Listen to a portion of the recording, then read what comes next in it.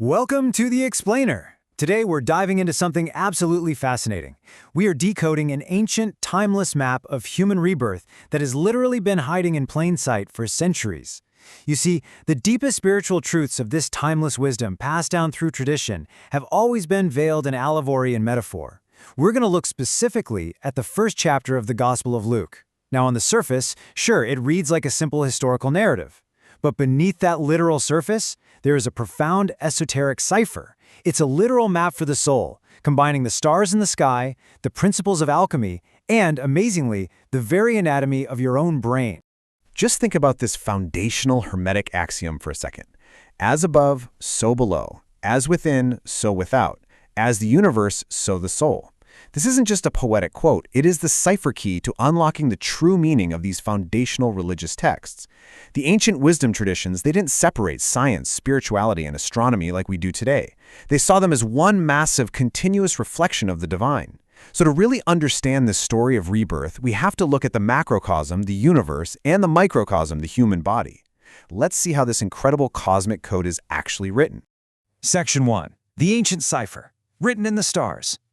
Okay, so when we look closely at this story, what's really wild is how the literal characters in the text map perfectly to celestial bodies.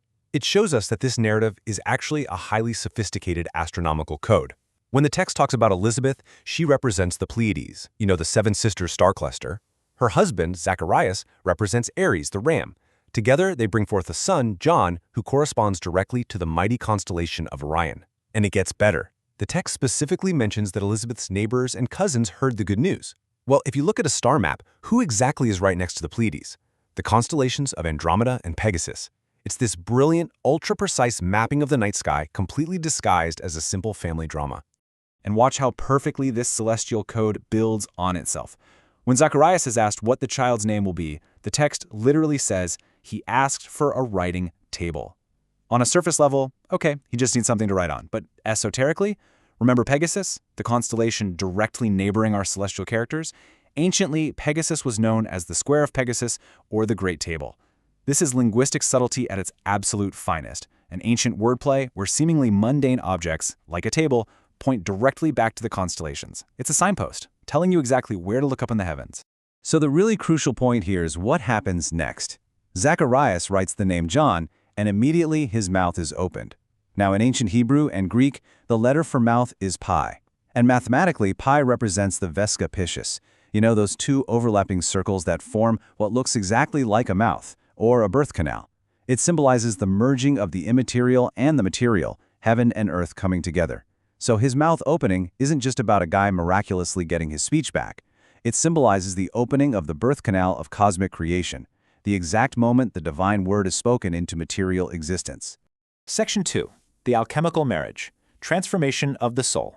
Let's shift gears from the stars above to the alchemical fire below. Because alchemy isn't actually about turning physical chunks of lead into gold. It's about the transubstantiation of your soul. The birth of John represents the ultimate alchemical marriage. In traditional alchemy, you have three primary principles. You've got salt, which represents the physical body and the earth. You've got sulfur, representing the soul and the transformative fire. And then you have mercury, the spirit. Mercury is super unique because it doesn't have an opposite. It is the great uniter. John represents this exact mercurial force, uniting the divided pairs of the zodiac, bridging the old and the new, and creating total spiritual wholeness within. Now consider the word salvation for a second. Etymologically, it is rooted in sal, which literally means salt. In alchemy, salt forms a perfect cubic foundation. It represents grounding, stability, and the ultimate perfection of the self here on earth. So to seek salvation isn't about escaping this physical world at all. It's about perfecting your foundation right here, literally becoming the salt of the earth. You are taking the raw, unrefined parts of yourself and crystallizing them into something stable, perfect, and divine. Section 3. The Temple Within, the Anatomical Truth. All right, so how does this connect to you? Well, the text speaks of God raising up a horn of salvation for us. If we look anatomically, deep within the temporal lobes of your brain, right by your ears where you hear, is the hippocampus. And its physical structure literally looks exactly like a ram's horns, the horns of Aries. Remember how Zacharias' name means, he who remembers? Well, the hippocampus is the very center of memory in the human brain. The horn of salvation is an anatomical reference. It's about raising the divine light up into your own brain, the exact place where you hear and remember the divine word. And what about the Holy Covenant? We usually think of a covenant as a legal contract, right? But look at the root word cov. A cov is a den, a cave, a small chamber, or a tent. Anatomically, this timeless wisdom is pointing directly to the human skull, the cave of Golgotha, the literal place of the skull. The Holy Covenant is a map to your own inner chamber. It's in this secret, silent cave of the mind where true spiritual union, that epic alchemical marriage we just talked about, actually takes place. But we have to look at what happens if we don't awaken that inner temple. In the anatomy of the skull, right near those ram's horns, we have the squamosal suture. The root of squamoso literally means squalid, filthy, scaly, and right nearby, in the nasal cavity, is the vomer bone, which means plowshare or animal trough. So think about this. Without spiritual intelligence, the ancient anatomical map describes the human mind literally as a squalid pigsty eating out of a trough. The unawakened mind is just cluttered with the mud and dirt of worldly distractions. We are basically being called to clean out this inner pigsty. Section 4. The Gnosis of Salvation. Activating the Temple. So what do we take away from all of this? How do we read this map? Well, first, you have to recognize the divided, cluttered mind. You have to see the pigsty for what it is. Second, you do the great work of raising your inner light, your consciousness, up the spine and into the brain. Third, you unite those opposing forces, the left and right hemispheres, the masculine and feminine, the Zacharias and Elizabeth within you, right inside that bridal chamber of the skull. And when you do this, you attain the gnosis, the direct, undeniable inner knowledge of salvation. You are no longer separated. You are whole.